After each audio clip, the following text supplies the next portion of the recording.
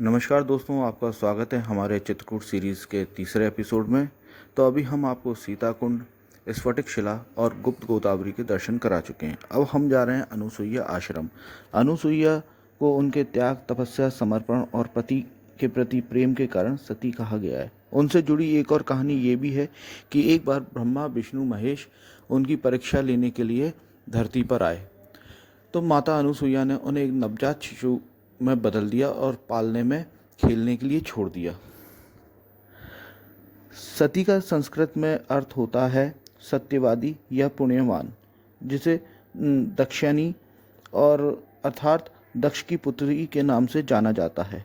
वैवाहिक सुख और दीर्घायु की हिंदू देवी और उन्हें देवी माँ शक्ति के रूप में भी पूजा जाता है। तो ये तो थी यहाँ की एक कहानी, जो कि मैंने स्क्रीन पर भी आपको दे दी है, आप पढ़ लेना पॉज करके।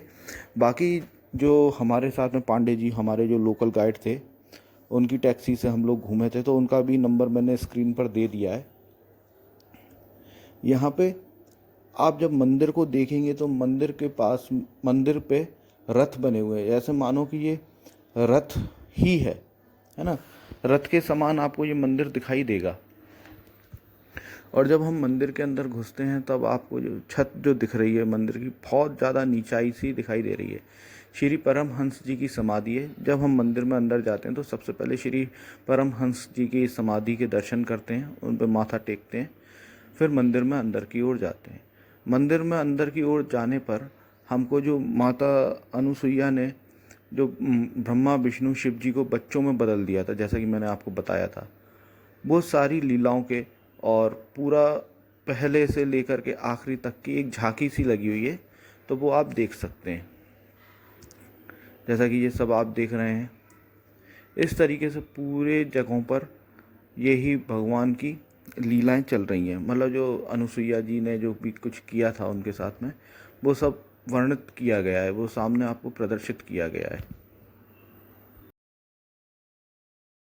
यहाँ पे जो आप नदी देखते हैं, मंदाकिनी जी, माता गंगा, वो अनुसुईया जी के तपोबल से ही यहाँ पे प्रकट हुई थी।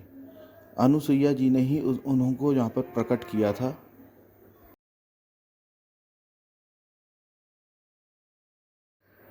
साथ में ही आपको हमारी सीरीज़ कैसी लगी तो प्लीज़ हमें लाइक, शेयर, सब्सक्राइब ज़रूर करिएगा। और आपको बेस्ट क्वालिटी का आरओ लेना है तो हमें कॉल करें 8357923244 पर, अक्षिता एक्वा। हमारे यहाँ पे जो वाटर आरओ बनता है वो बहुत बेस्ट क्वालिटी का बनता है, बिल्कुल ब्रांडेड आरओ बन करके मिलता है। अगर मंदिर की बनावट की बात करी जाए तो मंदिर बहुत ही विशाल मंदिर है, बहुत ज़्यादा इसके अंदर साफ़ सफाई है, और साफ़ सफाई का ध्यान यहाँ के कर्मचारी द्वारा रखा भी गया है। लेकिन क्या करते हैं, जैसे कि आप जो झांकियाँ देख रहे हैं भगवान की, उसके अंदर पिंजड़े लगे हुए, मतलब लगे हुए, वहाँ पर भी लोग वहाँ प्रसाद वगैरह कोई देख नहीं पाता है तो वहाँ पर प्रसाद चढ़ा देते हैं। तो ऐसा ना करें, इससे क्या होता है, मूर्तियाँ गंदी होती है, परिसर गंदा होता है। ये सब जो पिंजड़े जो लगाए गए हैं, जाले जो लगाए गए हैं, वो इसीलिए लगाए गए हैं ताकि गंदगी ना फैले। श्री श्री परमहंस जी के दर्शन करने के बाद में अब आप देख सकते हैं मंदिर की कितनी लंबाई है, क्योंकि आधा मंदिर हम अभी घूम चुके हैं। अब ये जो निकासी वाला द्वार है वो आने वाला है। परम गुरु जी का मंदिर है और बाहर महाराज जी बैठे हुए हैं, उनकी समाधि स्थल में अंदर अभी हम जा रहे हैं। वहाँ पर भी कई सारी झांकियाँ लगी हुई हैं।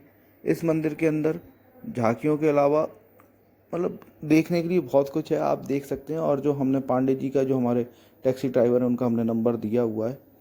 जब हमने सब घूम लिया, जब हमारे चारों धाम हो गए, तब हमने अपने जो पांडे जी हैं उनसे बोला कि पांडे जी अब हमें भूख लगी है, बढ़िया सा खाना खिलवाइए।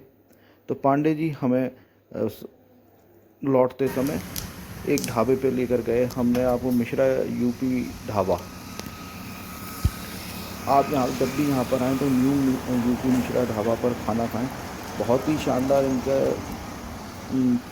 दाल मखनी, दाल तड़का और सेव भाजी की सब्ज़ी बहुत ही शानदार थी। तो जब भी आप आएँ एक बार ट्राई ज़रूर करें। हाँ, वो वाली सब्जी और करो ना। आपको ये सीरीज़ हमारी कैसी लगी, लाइक, शेयर, सब्सक्राइब ज़रूर करिएगा।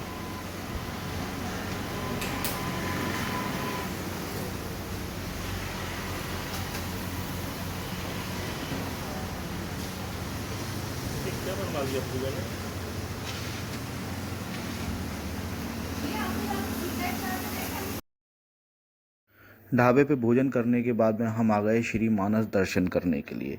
ये कोई 4 धाम में से एक नहीं है, ये यहाँ पर एक साइट सीन करने के लिए मंदिर बनाया गया है। इसके अंदर भी राम से जुड़ी हुई बहुत सारी झांकियाँ लगी हुई हैं। इसे जगत गुरु रामभद्राचार्य जी ने बनवाया हुआ है ये आश्रम। इसके अंदर आप जैसे घुसते हैं हम देख सकते हैं, आप राम मंदिर का मॉडल रखा हुआ है।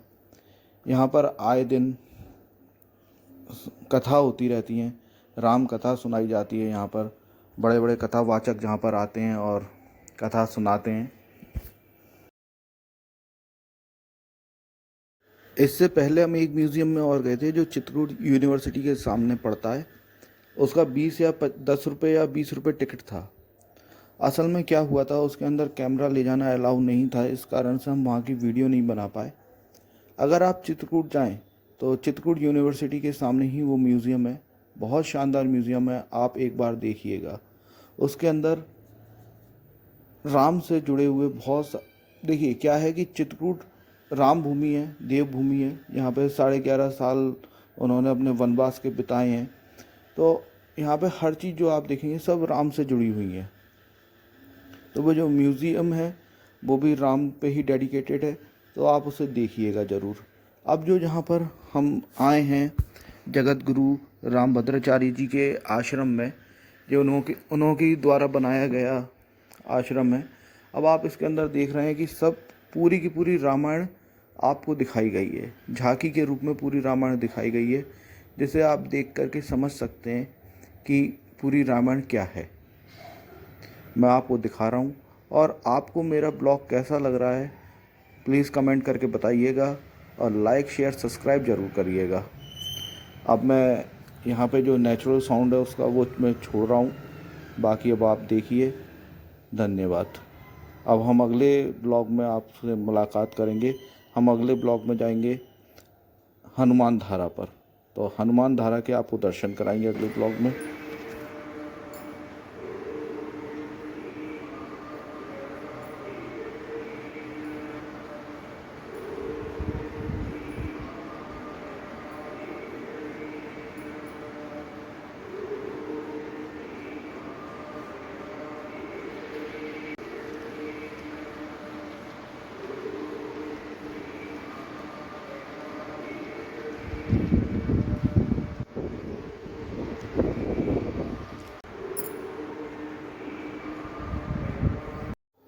यहाँ पे दर्शन करने के बाद, यहाँ पे झांकी देखने के बाद हम जाते हैं काच मंदिर, जो इसके जस्ट बगल से ही बना हुआ है। वहाँ पर जा कर के देखा तो काच मंदिर जो था वो बंद था, उस समय उसके पट बंद थे, तो हमने सिर्फ प्रांगण घूम कर के वापस आ गए। हमने काच मंदिर नहीं देख पाया।